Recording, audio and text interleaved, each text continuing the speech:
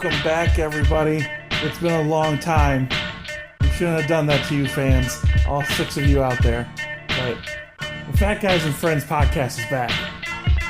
Long time coming. My name is Colton. Long time coming. My name is Colton Bartholomew, co-host of this show. Along with me as co-host, Mr. Logan Wanger. Wang, how are you doing, man? It's been so long. I don't know how to say words. I don't know how to talk. I don't know. Formulate sentences. It's gonna be rough, folks. Just get over it. Well, it's not like it was ever good. Also true. But Wang, you and I are back. Big news to discuss. Obviously, we are, 13 days away from the Super Bowl. And we spent a lot of time early in the podcast breaking down the NFL season, doing our previews, and we were wrong a lot. Yeah, we're not. We'll get into that a little bit later. We are not, but we'll get into that a little later. Some other NFL news we want to talk about. Big Ben Roethlisberger, the quarterback of Wang's beloved Pittsburgh Steelers, is considering retirement, supposedly. And when we are, 4 days away from the Royal Rumble, one of the best wrestling pay-per-views of the year, every year. Royal Rumble is great, and we're going to talk about that as well. But, Wang, I mean, hey, we're back, man. We are back. We're going to do this more regularly now. We are jobs lined up and back in the situation where we both work at the same time. Which is good. We don't have to go out in the daylight ever. People don't need to see us. I mean, perfect. Nobody has to look at us. So fat man's dream. It's a win-win. Exactly. All right, so Wang, let's start, man. First, just emotionally, being the diehard Steelers fan that you are, like, how did you take the news that came out the other day that Ben Roethlisberger wasn't entirely committed to coming back to football next year? Do you remember in middle school when it was really cool to run around and flick people in their nutsack? Well, somebody did that to both of my nuts, and I just had this consistent pain in my stomach right when I heard it. Because I knew Ben Roethlisberger is towards the end of his career. Obviously, there's less of his career left than more of it. But I didn't think we were to the stage where he would start contemplating this yet. I thought he at least had another 2 years, and then we get to the point where he'd be like, well, I don't know. But apparently we're already here. Yeah, and the funny thing is, it's like, I mean, he was vocal all year about some of the things that he didn't like about the team, and that's just kind of seems to happen with quarterbacks at a certain age because quarterbacks stay in the league for so much longer than the rest of the players around them. So then they're in their mid-30s, and then they're surrounded by a bunch of guys who are, 23, 24, and, living the life. And I'm sure it can be a little frustrating when some guys maybe aren't taking it as seriously as you do, or taking Facebook Live videos in your locker room and making you look bad. Fucking moron. But, when I saw the news, Roethlisberger was thinking about not coming back, it's like, well, wait, you're still good. Yeah, he's still I understand the idea quarterback. Oh, yeah, exactly. There are a few guys that you'd rather have than him. This year he had some ups and downs. Obviously, he wasn't as great as he has been before, but you can also blame that on some issues with the offense as a whole, missing guys like Marcus Wheaton, trying to fill in these rookie wide receivers that had some big issues with drops, and never being able to get Ladarius Green on the field for more than a couple games in a row. I mean, there are a lot of things that the Steelers can fix, but Roethlisberger definitely wasn't the issue. No, Roethlisberger has been the rock of that team. I mean, despite him getting hurt and missing, 4-ish games a year, he's always there in December and January. He's always right there. He's always getting the young guys ready to go. If Roethlisberger leaves, I know their offense is still very good because they still have Antonio Brown, arguably the best receiver in the NFL. They'll still have Le'Veon Bell, arguably the best running back in the NFL. They're going to get Martavis Bryant back, hopefully, unless he starts smoking pot again, which maybe they'll stop cracking down on that. Goodell's talking about that. But, Eli Rogers came on at the end of the year. Hopefully, Ladarius Green doesn't bang his head on anything anymore and can play. And the defense was so improved, but it just doesn't. It's not going to be anything without Ben Roethlisberger. I agree, and again, not a Roethlisberger issue, but the way that the Patriots just picked apart the Steelers' defense in the AFC Championship game. I bet he's standing on the sideline down those possessions like, what the fuck are we doing? Do we want to win this game? Yeah, watching Tom Brady pick apart a defense when you're taking shots on the other side. I mean, you can't blame the guy for being like, do I really want to fucking do this? Yeah, exactly. And I think when you're looking at the Steelers, like you mentioned, they have all those weapons, but if they also have to play in the AFC, which top to bottom is probably weaker than the NFC, but the top of the AFC, the Patriots, Denver last year, I mean, those are murderous games that you have to play year in, year out. Having to play Baltimore twice a year. Yeah, Baltimore twice a year, and then Cincinnati, they had a down year this year, but I'm sure they'll bounce back in some capacity. It's just, there's a lot of abuse that Ben Roethlisberger has taken, and I was telling you before we started recording here, I'm just looking at this list of injuries that Ben Roethlisberger has had in his NFL career. It's unbelievable. Number one, I have to scroll up and down it on a full computer screen. That's not a good start. But, there's a concussion in here. There's multiple shoulder injuries, multiple hand and feet injuries. Just a lot of, I'm sure, still nagging, painful stuff that at the end of the day, you start questioning, man, I love football, but this fucking sucks. Yeah, and he's to the point where he's got kids. He probably wants to do stuff with said kids. He wants to watch them grow up and stuff. Sounds awful. Well, I mean, there's worse things to do. But he's to that point. But I still just, like I said, it was a punch to the stomach just hearing that he wasn't sure about next year. Because after the success they had, I mean, it's not like they limped into the playoffs. They won 9 straight games. Like, they came on at the end of the year when it mattered. They just happened to run into fucking Tom Brady like they always do. And by always, I mean 3 times. Always when it's like, if they don't get there, it's usually because of the Patriots or injuries. Yeah, we shouldn't be talking about Roethlisberger retiring. It's time for that fuck Brady to retire. I mean, we'll see what happens in the Super Bowl, but the way that dude's so religious about his eating and how much he likes to brag about how he's going to play till he's like 45, I don't think that's happening. But I wanted to get your opinion on this, too. There's a lot of rumors, and started by our favorite rumor starter, Colin Cowherd, who,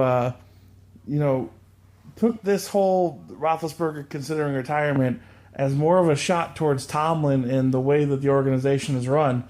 And I only buy into it in this sense that it seems like every year something or someone with the Steelers does something that's just so dumb or so out of place for an organization that likes to be like, one of those pillars and one of the standard examples for the league. It's like, Le'Veon Bell missing a total of 7 games already in his career for weed suspensions. Martavis Bryant, a whole year of his career with weed suspensions.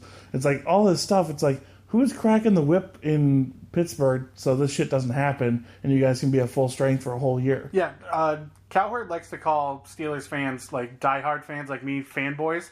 Because, I mean, I'm the worst when it comes to that. I mean, when the Steelers lose on Sunday, it affects my mood for the next 12 to 16 hours.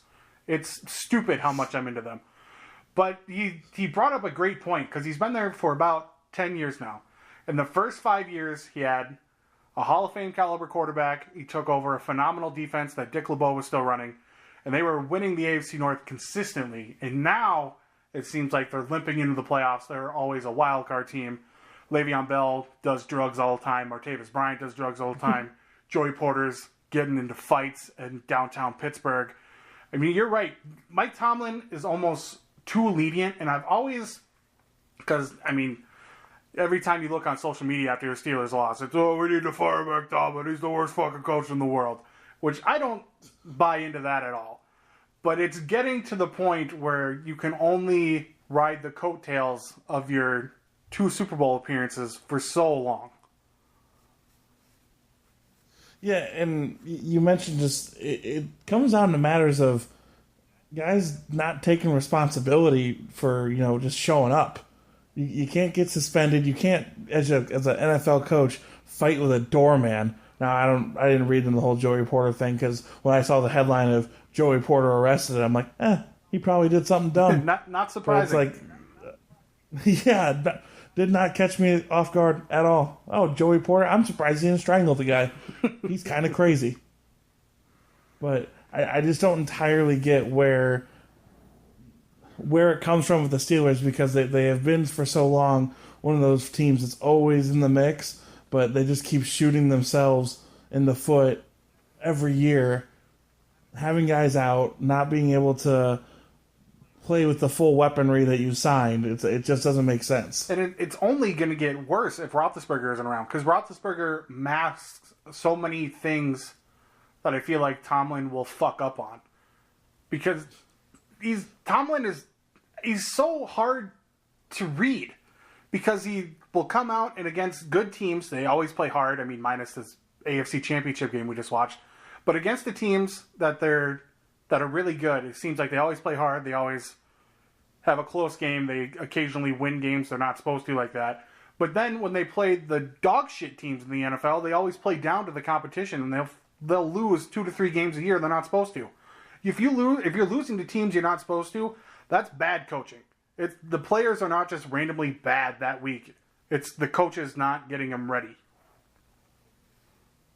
Yeah, and it was interesting to hear Roethlisberger at the end of the season say, we got out-coached, we were out-disciplined, and stuff like that. And really, it seems like take some shots at Tomlin directly. Oh, 100%. I mean, do you feel like there's something part of that too? Maybe he just doesn't think Tomlin's the guy, but knows he can't come out and say that?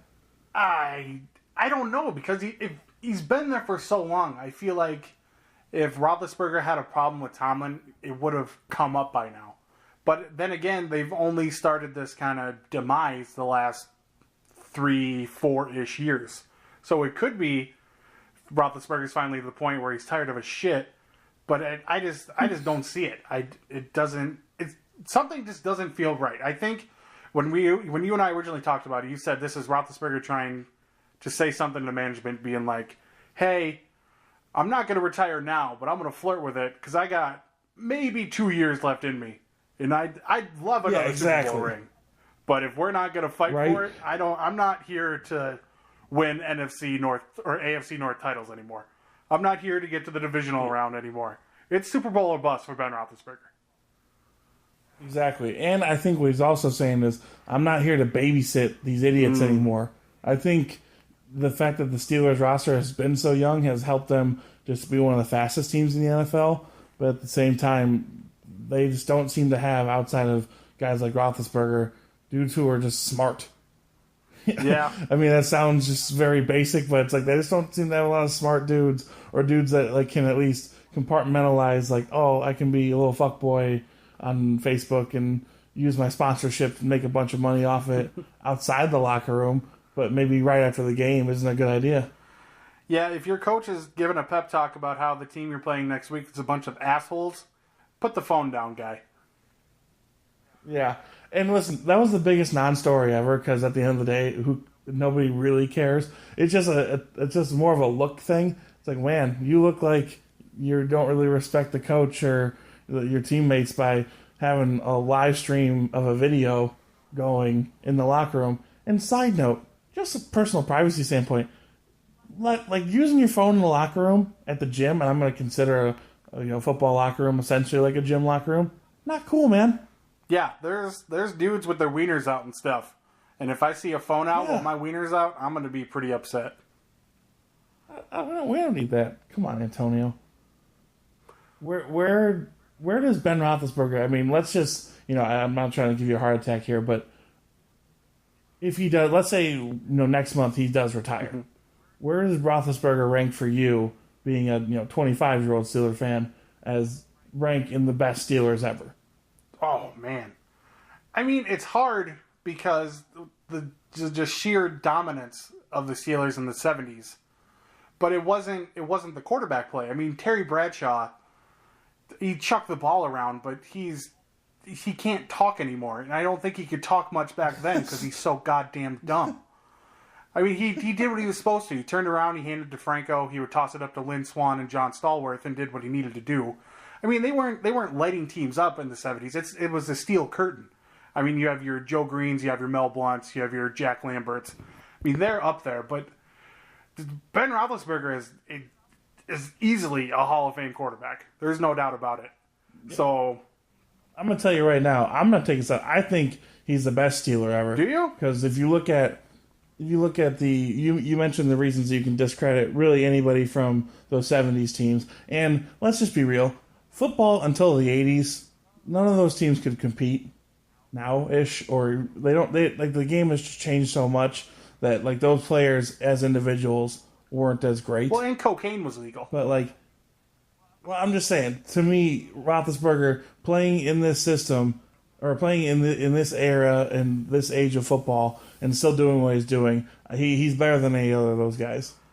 Yeah, I was leading to that because I think he's better than Terry Bradshaw without a doubt.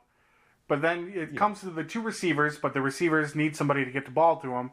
But it's so hard because that defense was so good, but there were so many good players on there. It's hard to just say one of them is the best of all time. So I think I'm with you. The more I sit and think about it, he's probably the best Steeler of all time because of what he's done in the area he's playing. And just all the injuries that he's played through. I mean, he gets, like we've said, he gets hurt every year, but he's always there December, January to make a playoff run, it seems. Exactly. All right, so if Roethlisberger retires, we'll have an emergency podcast where Wang either A, has a heart attack and dies, or, off himself because he doesn't want to imagine the Steelers without Roethlisberger. We'll keep you updated on that. But I want to ask you this, if Roethlisberger does retire, do you think they try to roll the dice with Landry Jones, or do you think they try to trade up in the draft, or do you think they try to trade for a quarterback? To me, they would have to trade up, either trade up for a quarterback or trade to get someone who's available in the league. Because we mentioned all the weapons they have. Landry Jones, it took him, overtime and a lucky-ass throw to beat the Browns, who had no interest in winning the game outside of, professional pride. And we've just seen Landry Jones in so many spots filling in for Roethlisberger all these times he's been hurt. Like, they would know that he's not the guy that could actually, win a playoff game in Foxborough or, beat the Dolphins at home in the playoffs. He just doesn't have what it takes to do that so far. Yeah, he has totally proven to me that he is a career backup quarterback, at times a third-string quarterback. At times, I didn't even want him to be a backup. At times, even this year, when Roethlisberger's missing time, I thought we should have played Zach Mettenberger over him, and he's never won a game. Oh, Mettenberger. Rough. SEC quarterbacks. That's not a good idea. You got a good quarterback, and then you back him up with two SEC quarterbacks? Come on, Pittsburgh. Well, Landry Jones is from the Big 12, but... Oh, yeah, he went to Oklahoma. Yeah. Not bad. We'll cut that. Yeah, good call. Yeah, there we go. All right, well, we'll switch gears a little bit here, but as we said, if Roethlisberger does decide he's not coming back, we'll make sure Wang doesn't, this will become like more of a suicide hotline than a podcast, but we'll record it anyway. I'll give my thoughts before I try anything. Perfect. And then it'll be like in memoriam. Ben Roethlisberger, you made me do this. Maybe he'll come back because of me, and I'll save Steelers Nation. Oh, there you go. You'll be like, Make-A-Wish kid, but like, don't let me kill myself, kid. Yeah, I'll be like those pit bulls that Mike Vick killed. Oh, there we go. Back to Mike Vick.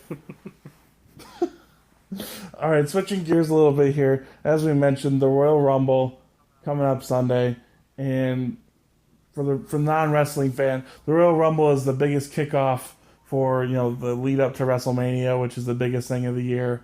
And the Royal Rumble match, 30 guys come in different in minute and a half intervals, and you only get eliminated by getting thrown over the top rope. And every year there's some different crazy, old wrestlers that came back for it, or some new debut. It's honestly one of the most fun hours of WWE programming every year, the Rumble match.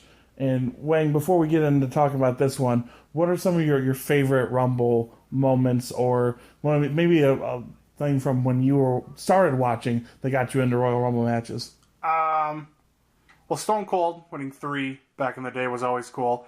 I always remember, the big one I always remember is the 2001 Royal Rumble, because it was either right before or right after they started doing the invasion angle. And for whatever reason, I think one of the first few guys, it was Steve Blackman and it was Raven. And they were feuding for the Hardcore Championship. So weapons were all thrown in.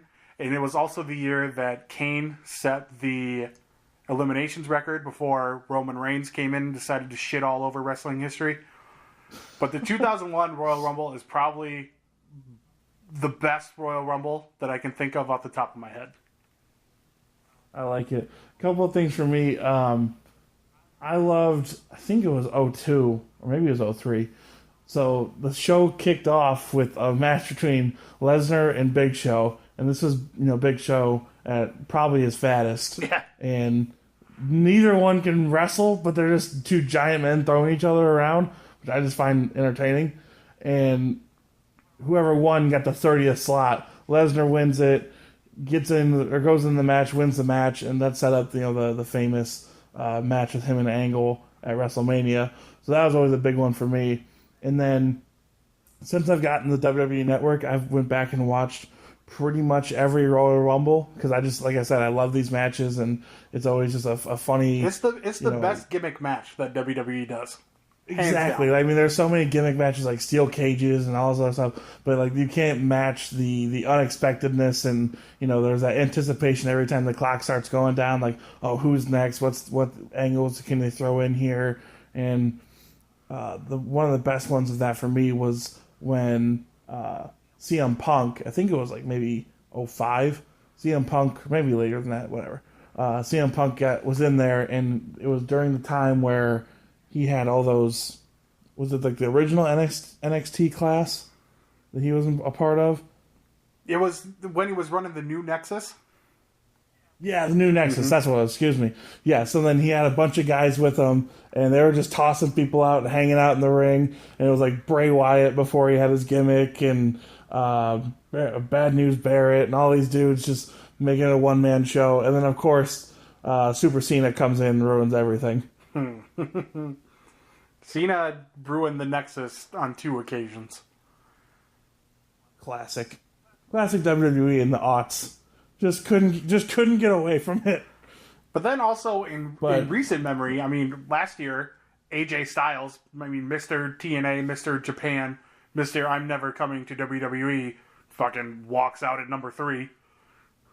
Exactly, and that was one of the best, appearances / never thought you'd see that guy either in the Rumble match or just in WWE, and really kicked off he's honestly had one of the best years you could have in WWE. He's a champion. He's going to be on the Rumble card with Cena, coincidentally, talking about him. But yeah, they'll have a match.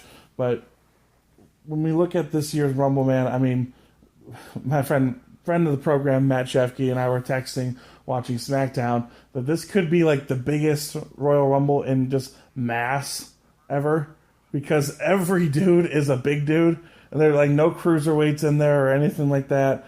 And just off the top, there's Undertaker, Goldberg, Brock Lesnar, Big Show, Big E, Bray Wyatt, Luke Harper, Mojo Rawley, Braun Strowman, Baron Corbin. All these dudes are like 6'7" plus. Yeah, big Cass is probably in there. weigh big Cass. I mean, there's just all this beef, and I'm just sitting there thinking, it's like, this is either going to be awesome or extremely boring. Yeah, because when big dudes get tired in WWE, it's a lot of, let me lean on you, and we'll throw a punch every 4 to 5 seconds. Yeah, and the Rumble match always kind of devolves into, let's all fight in separate corners, and then one, pair of guys is going to be doing like actual moves in the middle of the ring. But it's just fun watching how they interact. I'm just worried that when you got all that size, there's just going to be not enough room for for all that dude to operate, and then they're going to have to throw dudes over so fast they're like barely in the match. Yeah, and a lot of what happens to your point of that is when you get late in the match and people have been in there for a while, you get a lot of, I'm going to just lay here under the bottom rope for a while these three dudes fight. Hopefully the camera doesn't pan to me because I'm tired as fuck. Exactly. But this Roman Reigns had a couple of those moments 2 years ago when, you know, he was in there forever and won, to much the chagrin of everyone around. But, and I want to get into this with you, Wang. Obviously, you know, the thing about the Rumble is it sets up the WrestleMania main event, and there's a lot of ways they can go with it. I feel like both shows, Raw and SmackDown right now, are in positions that you can honestly have one of like 6 dudes from each show win and then have a defensible storyline that goes into the WrestleMania match.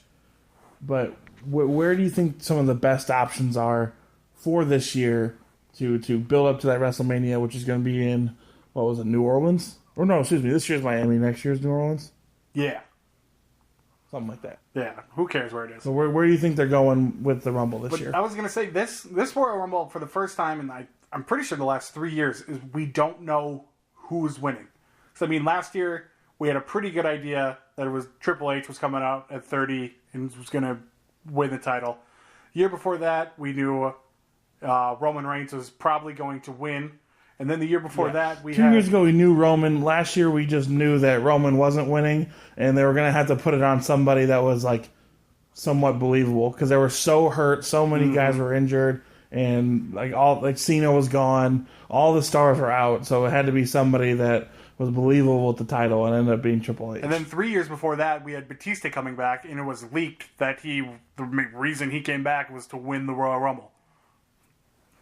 But getting back to the point about this one, is it's so wide open. I mean, just you can think Undertaker could win because it's probably his last one, but we've been saying it's going to be his last whatever for like 5 years now.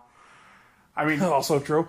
I mean, you can see Braun Strowman winning. They've been pushing him to the fucking moon right now. I mean, I could see Sami Zayn getting a surprise win because with beating Seth Rollins to get into the match, they've been pushing him up decently hard. I mean, I could see another up-and-comer, maybe even Baron Corbin from SmackDown winning. They've been giving him a pretty good push. I mean, Vince loves the big guys. He's got the look. They finally made him start wrestling with a shirt on so you can't see his flabby tummy anymore. So smart. Yeah. I don't know who convinced him, but God bless him. Yeah, that flabby tummy. I mean, I was always a fan of Baron Corbin, but the flabby tummy was hard to watch at times. You know what that is? That is former offensive lineman that gained weight to play that position. Just he couldn't get that last part off. Yep. He's in great shape. He's a big dude. He's strong. That's shit. Not like you and I know about that, but I've seen it before. We're really good at putting the weight on, and then we just didn't do we the take it from guys. We help out in that way. I mean, it's always bulk season for us. But exactly. The two big names that we know aren't winning. There's zero chance. There's Brock Lesnar and Goldberg because they have to do a part 3. Wang, if they one of those two wins the match, I'm canceling network. I'm done. Oh no, you won't. Yeah, you're right. I won't. Couldn't do it. No, but like you're right. I think that they are nice to have in there just for the wow factor. Like it's cool to have those guys around. But if they win, I mean, it just makes no sense storyline wise because they're not gonna fight each other for the title. So you have to have that match set up for WrestleMania in a couple of months. Exactly. So really, are we gonna make picks right now of who we think is gonna win? Because I have. Well, we can. I want to throw out a couple other names that I wouldn't be shocked. So I don't think they're going to have the Cesaro Sheamus tag team angle on Raw for too much longer. I think it's doing well right now, but I think they will drop the straps to Gallows and Anderson on Sunday. So I could honestly see somebody like Cesaro. You mentioned Sami Zayn as a person that maybe kind of surprise win. Cesaro would win only to kind of A, appease the wrestling fan, but then B, let Kevin Owens be the biggest talker going into the WrestleMania match, assuming he wins, which God help me if he doesn't. No, but so him have that continue being that headliner, because they've built him up so well at this point, and I feel like that he's got all these kind of good angles going with Jericho, and the heel champion always seems to get over more the longer he goes. So I think that they're just at that point where he's got to continue. And somebody like a Cesaro, an internet fan favorite and a fan favorite in the crowds, it's just, a guy that definitely could step into that light and be the foil for Kevin Owens. Yeah, I disagree with you on the Sheamus Cesaro thing. Oh, okay. I think Vince, for whatever reason, loves the mixed tag teams that shouldn't be together. And Sheamus and Cesaro, I just feel because I like Cesaro a lot, and I don't dislike Sheamus, but when they were singles wrestlers, I mean, when they had that 7-match series, which was really dumb and predictable, I just feel like they're just kind of guys by themselves. But when they're together, it's something for them to do. So I feel like I do agree with you that they're probably going to drop the titles to Gallows and Anderson, because I can't remember a tag team that they've dropped the ball with harder than Gallows and Anderson in the past year. Those poor men, when they were doing cool Bullet Club shit in Japan, and now they're talking about ring post-itis with the New Day. Just those poor guys. But with Cesaro and Sheamus, I feel like they're better together. And I don't know why. The other guy that, obviously, when he missed last year's Rumble, it was sad, and they started an angle on Monday that he's not going to be in it. But I think maybe a surprise entrant / something that you didn't think it was going to be there, Seth Rollins. Seth Rollins has been one of the best workers in the company since he came back from his injury, and I just cannot imagine the idea of him not being in the Rumble, even with that match against Zayn on Monday on Raw. And I understand maybe they're just going to leave him out of the Rumble so that way they build up for the Triple H match at WrestleMania. But I don't think you can have a big match like the Rumble and not have Seth Rollins even on the card. What I almost think is going to happen is I think we're going to get Triple H as a surprise entrant into the Rumble. And then we're going to see Seth Rollins come out and maybe fuck him over before he even gets into the ring. Always a Rumble classic. It's always a good one. Like when Curtis Axel didn't make it in there, and he was still never eliminated from the Rumble 2 years ago, he could still win. Axelmania. But that's where I think they're going with that. Because I don't think they can have the match with Zayn and have him not be, or have him taken out of the Rumble, only to have the Rumble come along and be like, oh, he's in there anyway, it didn't matter. Because that would kind of make Sami Zayn look stupid. I'll give you that. All right.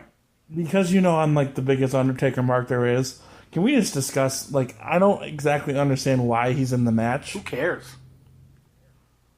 I agree. But here, what was it? Before Survivor Series, he comes out on SmackDown and says that he's back and that he's going to be more active, and that it's not all going to be about WrestleMania. And he's made a couple appearances on Raw, too. Only guy that seems to be able to cross over between Raw and SmackDown. But brand split means nothing if you're dead. Very true. I keep forgetting. Even as big a mark I am, I keep forgetting. But I don't quite understand why he's going to be in the match, because, all right. Unless, shit. Now, as I'm saying out loud, let's say Cena beats AJ Styles on Sunday, and then you get Undertaker miraculously winning the Rumble. What is he probably? They've got to make him the low or the high 20s as an entrant. Oh, yeah. So he miraculously wins the Rumble. You get the Cena Taker match that everybody wants, and it's for the title too. See, you did no part of that. I just booked it talking out loud. Look at that. It sounds awesome to me.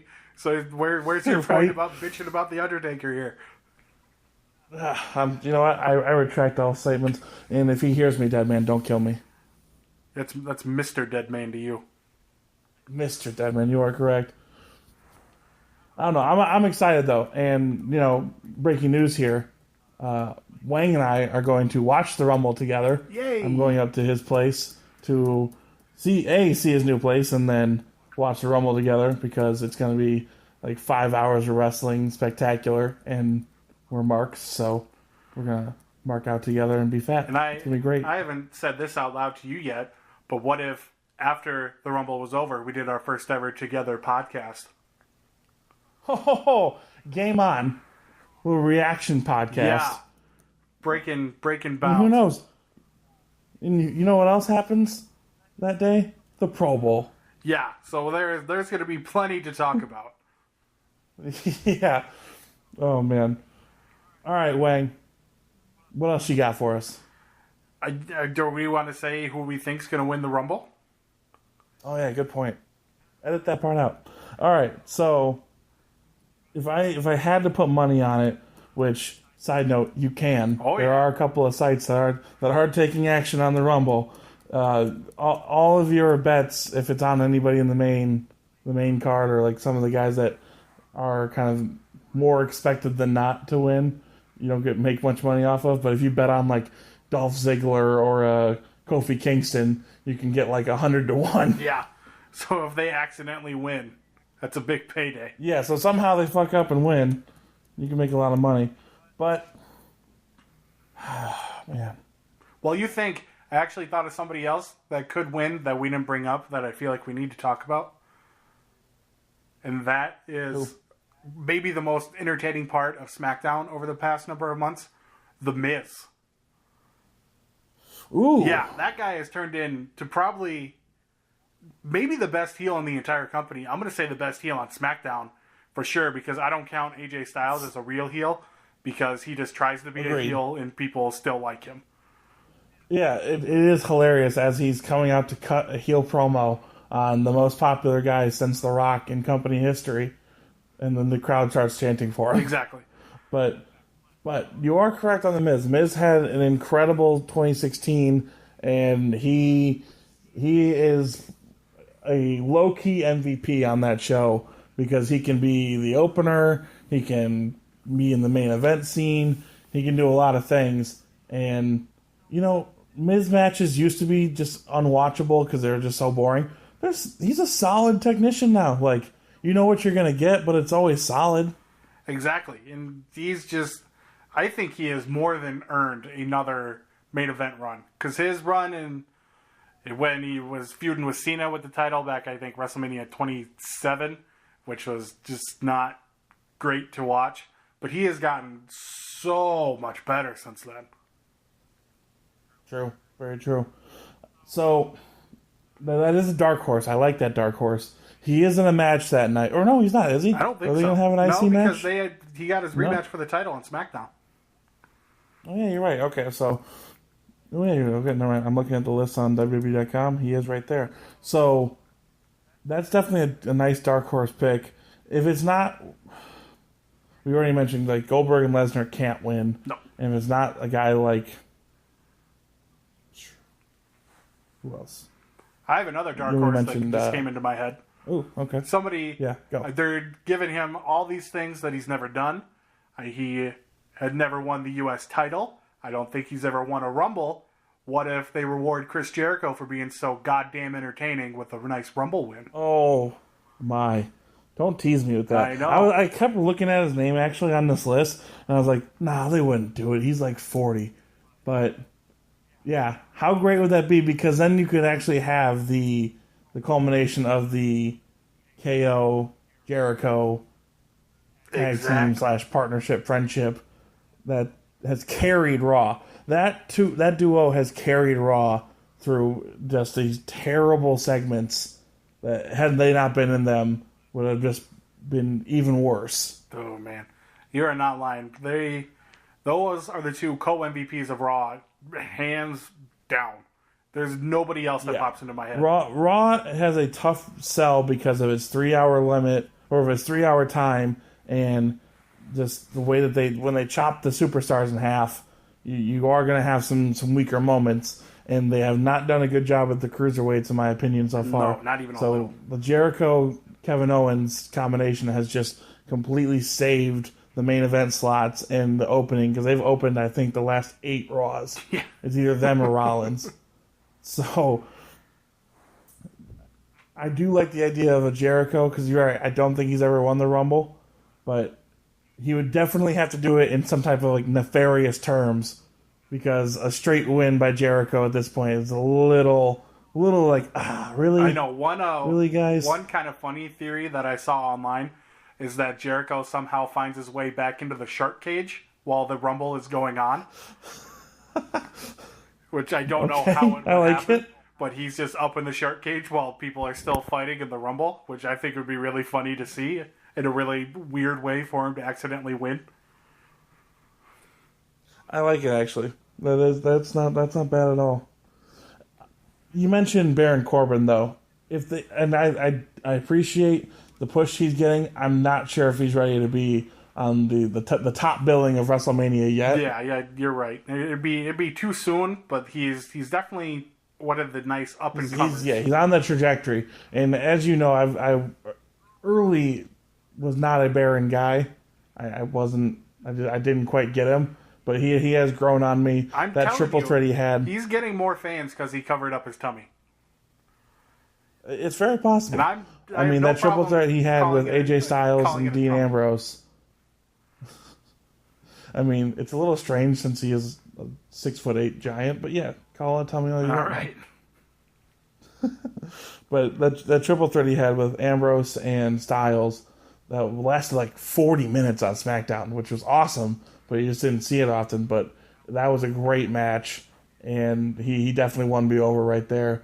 And if he would just stop swaying back and forth when he did his promos, like a nervous high school kid during a speech class, I would feel a lot more confident when he was saying. That and how he pauses really long in between look phrases. at you, professional podcaster right there. Yeah, I'm good at some stuff. But for real, he's got some big gaps in between words, and I don't know if he's trying to remember his lines or if that's how he talks in real life, but it's sometimes hard to watch. It is. And one of the other fun things about the Rumble, and Wang and I talked about this before we came on the air, but we are going to do a Royal Rumble pool, and one of the ways that I've heard how you can do this and make it really fun is just throw, numbers 1 through 30 in a hat and start drawing them out and split them up however you need to between how many people are in it. But so that way a person will get numbers like 1, 6, 15, 22, whatever. Give them an assortment of numbers, and if one of their guys wins, then they win the pool. Sounds like a boatload of fun. I'm in. Because, like we mentioned, there are so many guys that can win this year, which is how the Rumble is supposed to be. That's why they have it. It's supposed to be an any man can win type of scenario. So I think this is going to be one of the best years for that. And then before we finally reveal who we think is going to win, we can't not have a wrestling-based podcast without talking about if we're going to see Kenny Omega in the Rumble. If we don't, I will be more shocked than anything. Or, here's the other potential that I can kind of imagine. Kenny Omega either interrupts the Bobby Roode Shinsuke Nakamura championship match the night before at TakeOver, or he interrupts one of the title matches at the Royal Rumble. I would almost rather see him in the Rumble, just because it would be just like seeing AJ Styles come out last year, because he's been so anti-WWE for so long. I agree, and so good. He is very good. Okay, we've been bullshitting for too long. I want to know who you think is going to win first, because I think mine is going to be a little surprising. All right. Of this list I'm looking at right here, of the official entrants,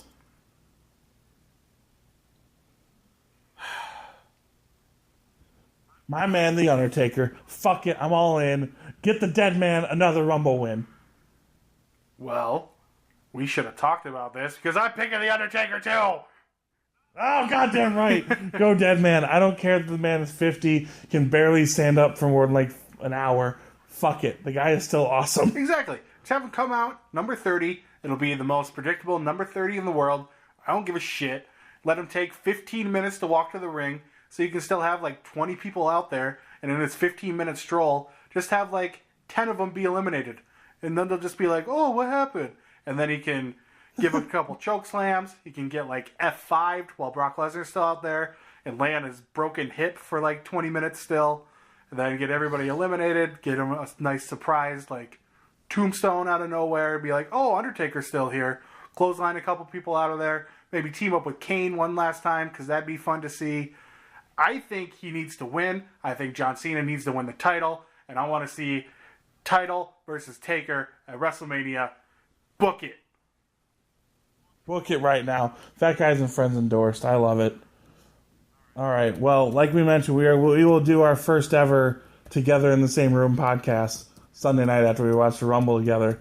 And who knows, there might be a few alcoholic beverages partaken in during the Rumble, so it could be even more entertaining. Only can make us better. Exactly. Listen, we're starting at like a 2 out of 10. A couple of beers ain't gonna hurt. Yeah, we might get to a 3.5. Oh, moving up in the world, Wang. All right, everybody. You can find us on the YouTube. You search Fat Guys and Friends. Wang does a good job of getting that up.